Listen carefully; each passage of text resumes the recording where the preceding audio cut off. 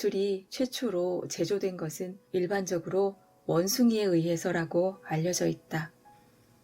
바위 틈이나 나무 구멍 속에 과일을 저장해둔 것이 공기 중의 미생물과 결합하여 자연 발효돼 알코올화됐다는 것이다. 이를 두고 전문가들은 우발적 발효라고 표현한다. 그에 대한 후일담도 있다. 원숭이가 그것을 시험삼아 마셔보았는데 기분이 알딸딸해지고 마치 우주 창조의 시간이 다시 도래한 것 같다라나 어쨌다나. 사람이 술을 담그기 시작한 것은 수렵시대부터였다고 한다.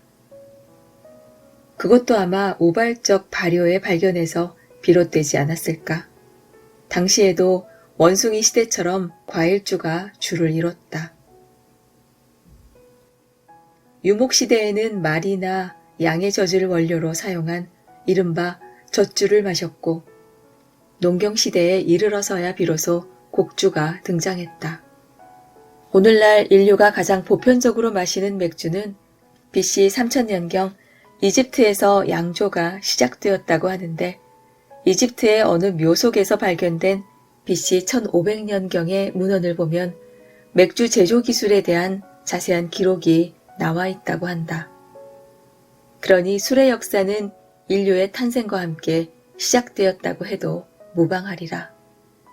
앞서 원숭이 얘기도 했지만 어쩌면 인류 탄생 이전부터 존재했으리란 추측도 가능하다. 유래야 어떻든 세월은 거침없이 흘러 술과 담배는 이제 인류의 가장 보편적인 기호품이 되었다.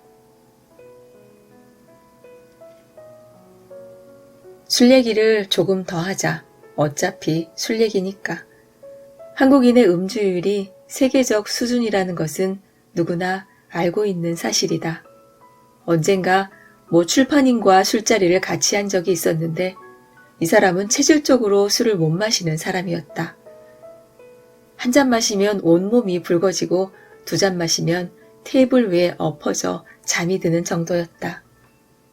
그가 술을 앞에 두고 못내 괴로운 표정으로 이런 말을 했던 기억이 난다. 우리나라는 이제 젊은 여자들도 대부분 알코올릭이에요.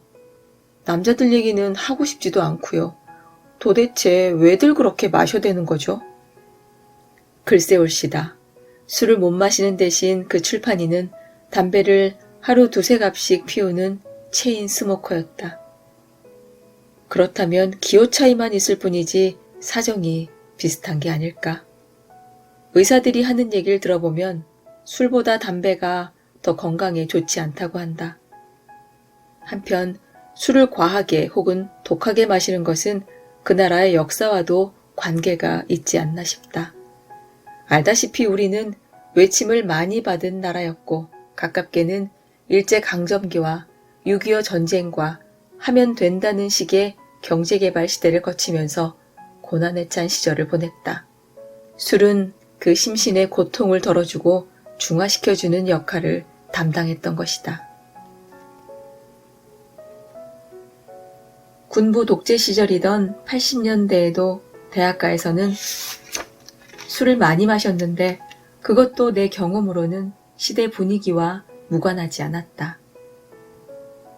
다른 나라의 예를 들자면 가장 쓴맛으로 잘 알려진 기네스 흑맥주가 아일랜드산인 것도 그 나라의 역사와 밀접한 관련이 있으리라 생각한다. 시베리아로 상징되는 러시아의 보드카와 선인장이 주원료인 멕시코의 데킬라도 같은 선상에서 이해할 수 있으리라. 기네스는 아무래도 막걸리와 비슷하고 보드카와 데킬라는 소주와 일맥상통하는 바가 없지 않다. 술에 대한 내 최초의 기억은 6살 무렵으로 거슬러 올라간다.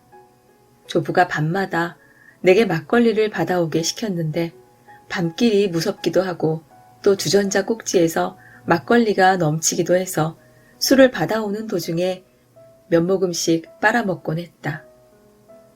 처음엔 머리가 아프고 정신이 없더니만 그것이 되풀이되는 동안 나는 그의 술맛을 알아버리고 말았다. 나중엔 주전자에 물을 타서 조부의 술상에 올려놓는 짓까지 서슴지 않았다. 그 싱거운 막걸리를 드시고 잘 주무셨는지 그로부터 한 10년 이상 절주를 하다 나는 고등학교에 들어가서부터 슬슬 술을 입에 다시 대기 시작했다. 벌써부터 문사 흉내를 내며 돌아다닐 때였는데 대학생 선배들이 교복을 뒤집어 입히고 술집에 데려가곤 했다. 술집이라고 해봐야 두부집이나 옹색하게 서서 먹는 선술집이 대부분이었다. 그때도 역시 막걸리를 마셨다. 막걸리 한 사발에 100원이었던 걸로 기억한다. 안주는 김치나 단무지 쪼가리를 얻어먹었다. 그것조차도 다들 주머니를 뒤져서 객출해서 마시는 정도였으니 술맛이 좋았을 수밖에 없다. 주머니가 두둑하면 이상하게 술맛이 떨어지는 것이다. 대학에 들어가서는 주로 소주를 마셨다. 혈기왕성할 때였으므로 나뿐만 아니라 대개 다 소주를 마셨다. 조부 부친을 닮아 술을 좋아할 뿐더러 여간에서는 취하지도 않는 나는 이옵드리의 소주 9병을 먹고 1시간 거리에 자취방까지 걸어가 부엌에서 찬물로 샤워를 한 다음 일기를 쓰고 잔 적도 있다. 어찌 된 일인지 안 취하는 것이다. 돈은 다 떨어졌는데. 그 시절 내게 가끔 술을 사주던 여학생이 하나 있었는데 그녀는 맥주 마니아였다. 그 당시 맥주, 특히 병맥주를 먹는 행위는 집안 형편이 아주 좋거나 동시에 의식이 부족한 학생으로 낙인이 찍혀 은근히 따돌림을 받았다. 나라 형편보다는 시대 분위기가 그러했던 것이다. 더군다나 외국산 담배를 피우거나 외국산 술을 마시는 학생은 아예 세상 물정 모르는 스파이 취급을 받았다. 그녀의 아버지는 호텔 주인이었다. 알다시피 여관과 호텔은 용도가 다소 다르고 무엇보다 품질 면에서 차이를 보인다. 호텔도 무궁화 몇 개냐에 따라서 등급 차이가 많이 난다. 또 똑같은 무궁화 5개짜리 최고급 호텔이라 하더라도 지명도와 시스템에서 차이를 보인다. 특급이란 표현이 또 존재하는 것이다. 물론 그녀가 얘기해줘서 알게 되었다. 그녀의 아버지가 가지고 있는 호텔은 무궁화 4개짜리 중급 수준이었다.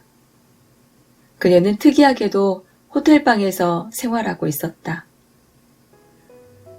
여고 때 입시 준비를 하면서부터 도서관이나 독서실 대신 아버지 소유의 호텔방에서 공부를 했는데 대학에 들어와서 독립시켜달라고 했더니 아버지가 그냥 그 방을 계속 쓰라고 했다는 것이다.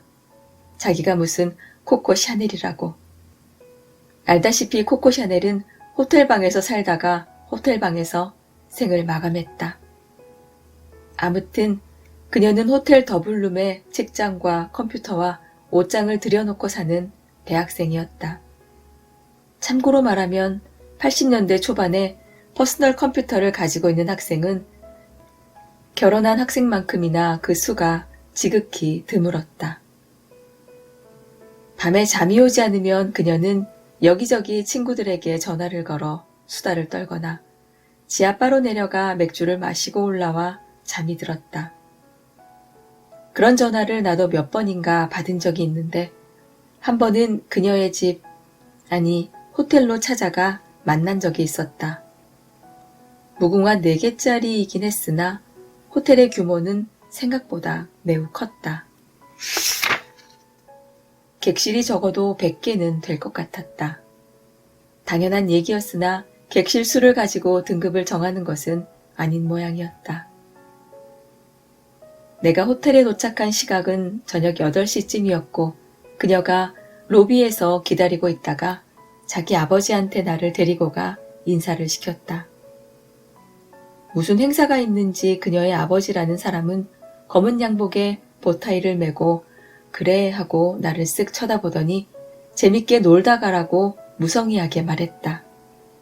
바쁜 모양인데 그러지 뭐. 호텔에 온다고 괜히 몸에 맞지도 않는 양복을 입고 왔다는 생각이 들었다. 그런 꼴을 보고 그냥 넘어갈 그녀가 아니었다. 너 왜 양복 입고 왔어? 촌스럽게 그게 뭐야? 어디 가서 선보고 왔니? 그러면서 그녀는 킥킥거리고 웃었다. 거기다 대고 무슨 말을 하겠는가. 그녀는 나를 우선 레스토랑으로 데려가더니 안심 스테이크에 포도주를 먹였다. 남자 고등학교 과정엔 가사 과목이 없다. 또 여학생처럼 생활관이라는 데 들어가 이것저것 예의범절을 배우는 커리큘럼도 없다. 무슨 얘기냐면 그때껏 나는 포크와 나이프를 잡는 법조차 제대로 모르고 있었다. 각각 크기가 다른 포크가 흰 타월 위에 자그마치 3개가 놓여 있었고 칼도 2개였다. 이걸 다 어디다 쓰는지 알 도리가 없었다. 무슨 생체 해부 실습실에 들어와 있는 기분이었다. 참고로 말하면 포크와 나이프는 서양인들이 전투 도구 일부를 음식 먹는 도구로 응용 축소화시킨 것이다. 양식을 먹을 일이 있으면 다시 꼼꼼히 봐주길 바란다. 도구 쓰는 법을 그녀에게 자세히 배웠다. 오늘날 가끔 호텔 레스토랑에 가서 허둥대지 않는 것도 다 그녀 덕분이다. 서양 음식을 먹을 때는 손을 테이블 아래로 내려서는 안 된다는 것도 그날 그녀에게서 배웠다. 그것은 남자가 모자를 쓰고 식탁에 앉는 것처럼 우선 예의범절에 어긋나는 행동일 뿐더러 음식에 맛이 없거나 또는 다 먹었다는 뜻을 두루 포함하고 있었다. 하루 저녁에 너무 많은 것을 배우나 싶었으나 이때가 아니면 또 언제 배우랴 싶어서 나는 열심히 그녀의 가르침을 받았다. 백포도주는 차게해서 생선과 함께, 적포도주는 육류와 함께, 가능하면 풍선처럼 부풀어 있는 잔의 몸체를 잡지 말고 아래쪽 날씬하게 패여 들어간 허리 혹은 다리 부분을 살짝 품위 있게 잡는다. 그러니 포도주를 먹기 전에는 손톱을 다듬고 오는 게 좋겠지. 그녀는 손톱 다듬는 방법까지 알려줄 태세였다. 그만 됐다고, 이제 메모리 용량이 다 됐다고 손을 휘젓고 나서 나는 술이나 먹자고 했다. 술을 먹으러 온 것이다. 막걸리와 소주가 호텔에 있을 리 없고 그렇다고 포도주를 계속 먹을 수도 없었다. 적포도주 한 병을 비웠을 뿐인데 벌써부터 머리가 지끈거렸다. 나중에 한 사실이지만 과실주는 아주 고급이 아니면 머리가 몹시 아픈 법이다. 레스토랑에서 나와 맥주를 마시러 지하에 있는 스탠드바로 내려갔다. 평일이어서 손님은 별로 없었고 조명은 적당히 어두웠고 스피커에서는 잔잔히 팝송이 흘러나오고 있었다. 주인집 딸이 내려와서 그런지 바텐더의 매너도 매우 좋았다. 스탠드 한쪽에 얼음을 가득 채워 넣은 직사각형의 기다란 박스가 있었는데 거기에 생전 처음 보는 맥주들이 수북이 꽂혀 있었다. 그녀가 그 맥주병들을 가리키며 말했다. 이왕 왔으니까 마시고 싶은 대로 마음껏 마셔. 22종류의 맥주가 있으니까. 그리고 내게 말해줘. 어떤 맥주가 가장 맛있는지. 나더러 22병을 다 마시란 말이야? 아직 배도 안 꺼졌는데? 왜? 소주 9병을 마시고 집까지 걸어가 일기 쓰고 잤다면서 고작 맥주 22병을 못 마셔? 그럼 그 말은 여자들 앞에서 그냥 객기로 하는 말이었어? 이런 말을 들으면 오기가 생기는 것이 남자의 어리석은 셈니다. 그녀가 호주산 포스터스를 꺼내 병뚜껑을 따더니 내 앞에 밀어놓았다. 잔 줘. 난 잔 없이는 안 먹는단 말이야. 그러자 그녀가 괴이한 표정으로 내 아뢰위를 훑었다. 그래서 몸에도 안 맞는 양복을 입고 온 거니? 요즘 누가 잔으로 맥주를 마셔. 슈퍼에서 파는 대병이면 모를까. 병을 직접 입에 대고 마시는 건 소를 몰고 다니던 미국 카우보이나 노동자들이 했던 짓이야. 꼭 그런 흉내를 내야만 하겠어? 우리 조국에서는 그걸 두고 나발을 분다고 표현하지. 그녀가 귀여운 듯이 나를 바라보며 킥킥거리고 웃었다. 아저씨, 글라스 줘요. 이 사람 잔없이 못 마신대요. 양반 출신이라. 그래, 양반 출신이다. 왜?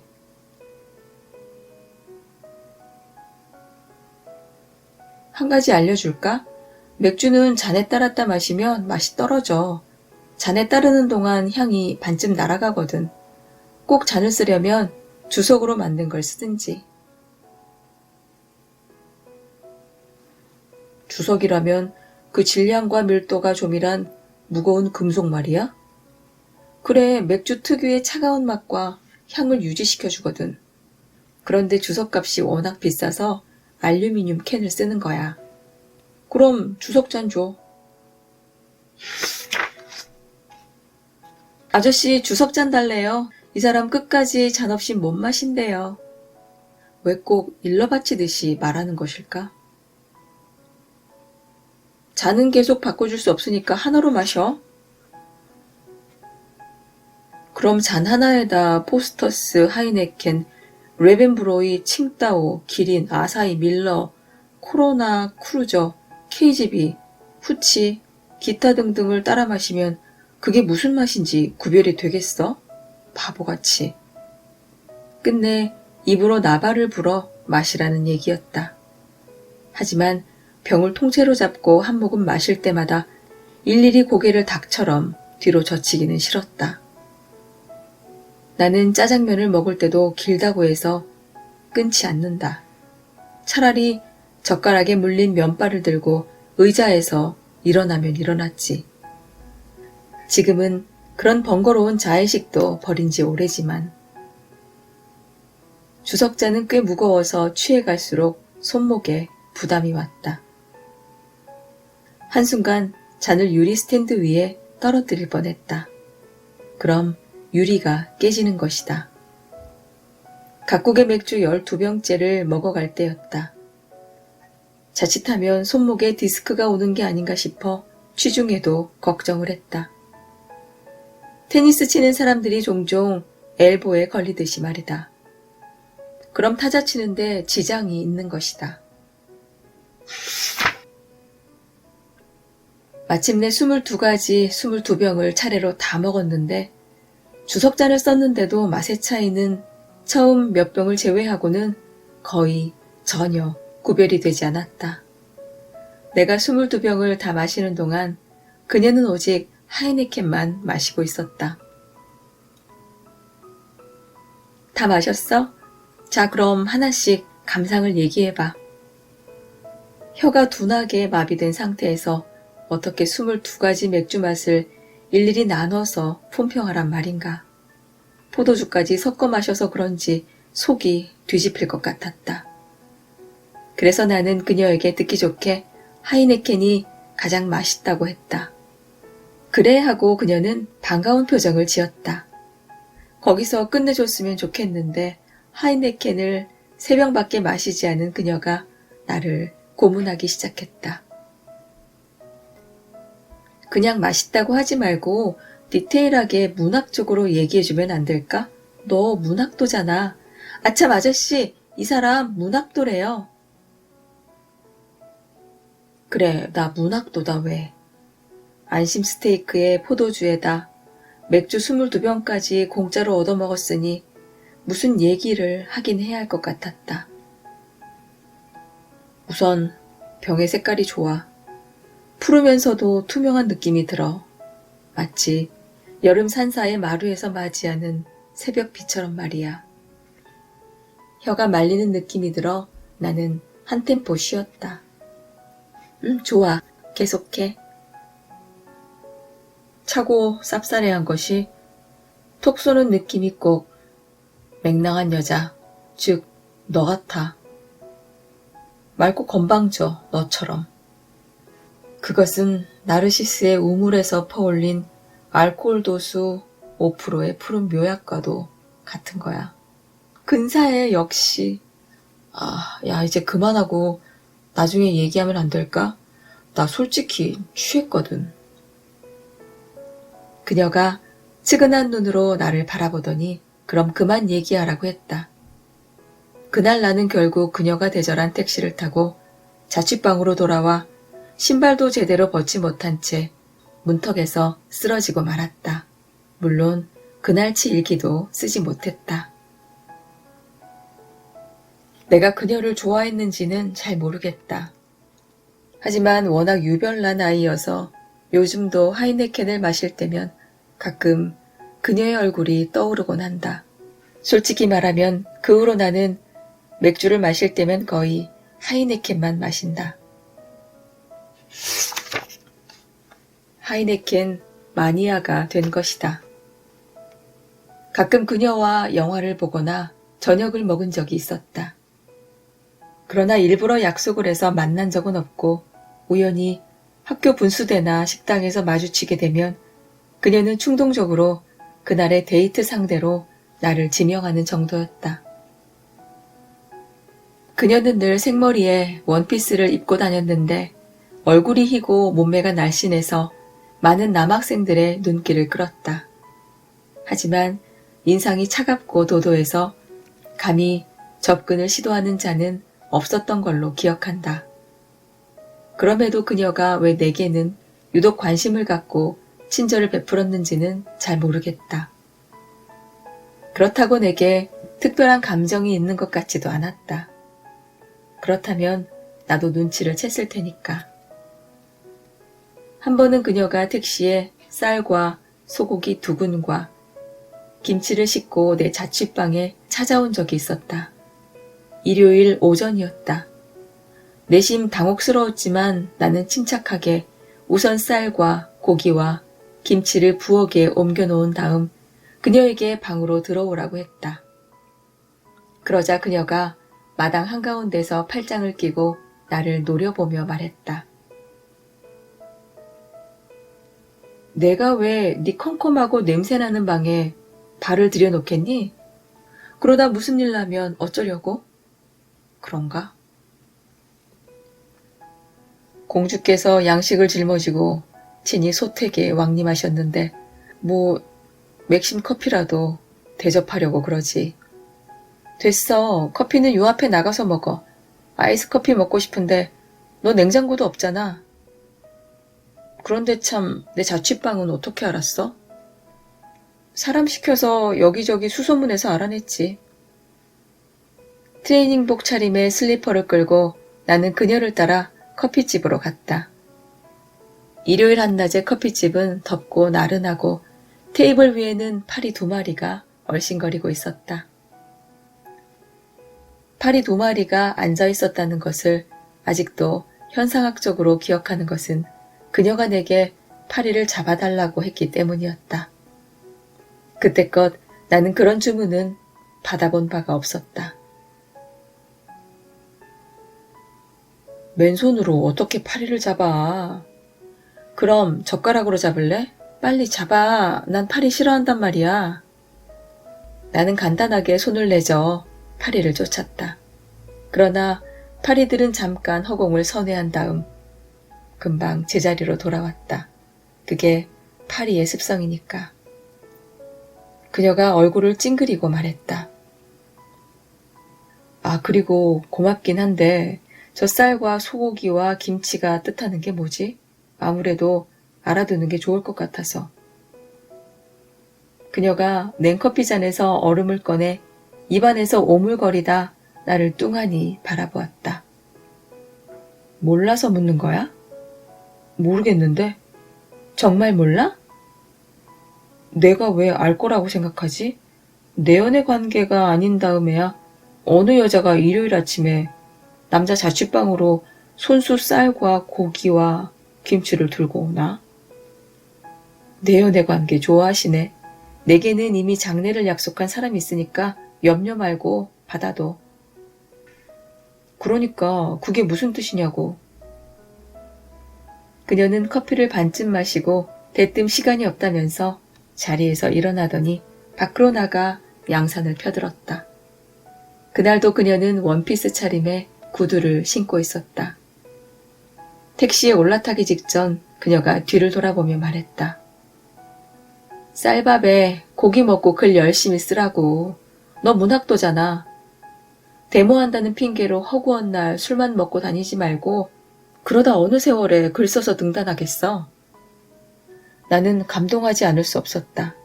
그녀가 횡하니 가버린 커피집 앞에 한참을 서 있다.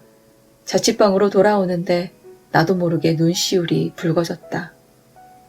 그때까지 나는 문학에 대하여 그토록 순수한 후원은 딱 한 사람 빼고는 누구한테도 받아본 기억이 없었다. 졸업한 지 1년 후 그녀가 같은 과 남학생과 결혼을 했다는 소식을 들었다. 그때 나는 군대에 가 있었다.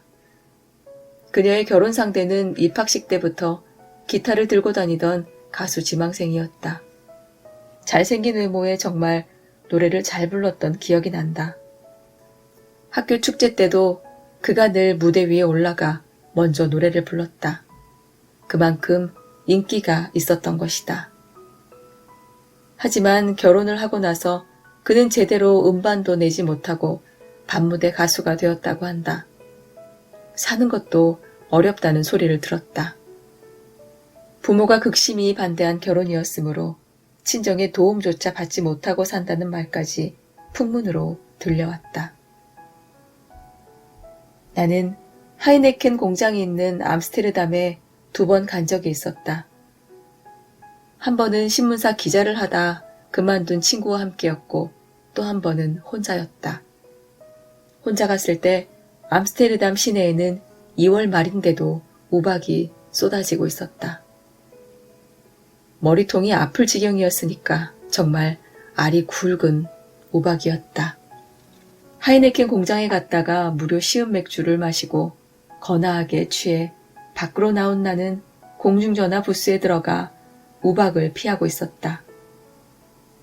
그러다 옛날에 그녀 생각이 나서 여기저기 전화를 걸어 간신히 그녀의 전화번호를 알아냈다.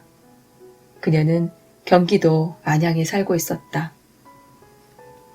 나 문학도야. 기억나지? 지금 암스테르담의 하이네켄 공장에서 맥주를 마시고 나와서 너한테 전화하는 거야. 실은 약간 취했어. 하지만 하이네켄 공장에 오니까 네 생각이 나더라. 전화 여러 군데 걸어서 겨우 네 전화번호 알아냈어. 근데 너 요즘 어떻게 살아? 애 낳았다면서. 내가 너무 떠들었는지 때마침 수화기 속에서 아기 우는 소리가 들려 나왔다. 이어 그녀의 목소리가 흘러나왔다. 하이네켄 공장이라고? 너 정말 거기까지 간 거야? 그렇다니까. 지금 네덜란드 암스테르담의 하이네켄 공장 앞이야. 놀랐지? 몹시 놀랐는지 그녀는 한동안 아무 말이 없었다. 전화카드가 점점 다운되고 있는데 말이다. 잘못 들었는지 그녀가 끄 혹은 크 하고 딸꾹질하는 소리가 아기 울음소리에 뒤섞여 들려왔다. 뒤미쳐 나는 번쩍 정신이 들었다. 딸꾹질을 하는 게 아니라 울고 있지 않은가. 왜? 잠시 후 그녀의 시큼한 목소리가 수화기에서 흘러나왔다. 너 내가 생각나서 거기까지 간 거니? 그건 아니지? 나는 이런 때 무척 센스 없게 말한다. 그건 아니야. 그럼 왜 전화했어? 그냥 네 생각이 났다니까. 하이네켄 공장에 오니까 말이야. 요즘도 너 하이네켄만 마시니?